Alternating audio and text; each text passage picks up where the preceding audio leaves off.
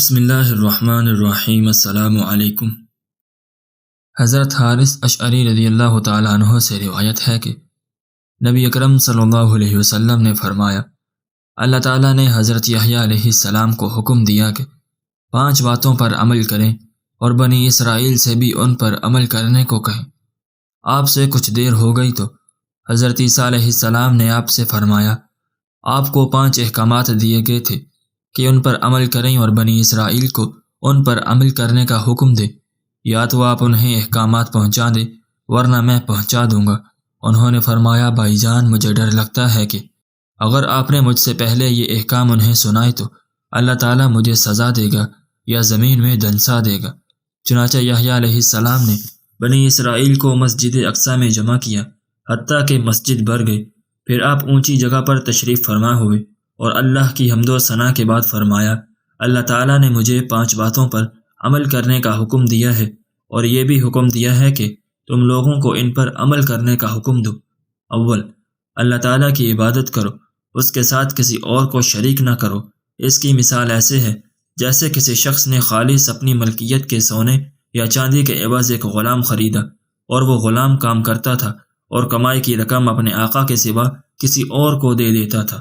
تم میں سے کس کو یہ پسند ہے کہ اس کا غلام اس طرح کا ہو؟ اللہ نے تمہیں پیدا کیا اور تمہیں رزق دیا، لہٰذا تم اس کی عبادت کرو اور اس کے ساتھ کسی چیز کو شریک نہ کرو۔ دوم، میں تمہیں نماز کا حکم دیتا ہوں۔ جب نیک بندہ ادھر ادھر توجہ نہ کرے، اللہ بھی اس نمازی کی طرف متوجہ رہتا ہے، اس لیے نماز پڑھتے وقت ادھر ادھر نہ دیکھو۔ سوم، میں تمہیں روزے رکھنے کا حکم دیتا ہوں۔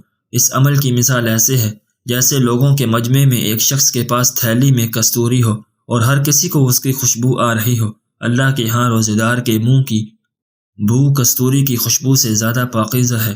4، میں تمہیں صدقہ کا حکم دیتا ہوں۔ اس کی مثال ایسے ہے جیسے کسی کو دشمنوں نے پکڑ کر اس کے ہاتھ اس کی گردن کے ساتھ باندھ دیے ہوں اور اسے قتل کرنے کے لیے مقتل کی طرف لے جا رہے ہوں۔ وہ ان سے کہتا ہے، کیا میں تمہیں اپنی جان کا فدیہ نہ دوں؟ وہ اپنی ہر تھوڑی زیادہ چیز فدیہ میں دے کر ان سے جان چھڑا لیتا ہے اور وہ اسے رہا کر دیتے ہیں۔ 5، میں تمہیں اللہ کا ذکر کثرت سے کرنے کا حکم دیتا ہوں۔ اس کی مثال ایسے ہے جیسے ایک آدمی کے دشمن تیزی سے اس کا تعاقب کر رہے ہوں، اچانک اسے مضبوط قلعہ نظر آ جائے اور وہ اس میں داخل ہو کر محفوظ ہو جائے۔ بندہ بھی شیطان سے سب سے زیادہ محفوظ اس وقت ہوتا ہے جب وہ اللہ کے ذکر میں مشغول ہوتا ہے۔ رسول اللہ صلی اللہ علیہ وسلم نے فرمایا، میں بھی تمہیں 5 باتوں کا حکم دیتا ہوں جن کا حکم مجھے اللہ نے دیا ہے۔ 1، اجتماعیت کے ساتھ رہنا۔ 2، شرعی امیر کا حکم توجہ سے سننا۔ 3، حکم کی تعمیل کرنا۔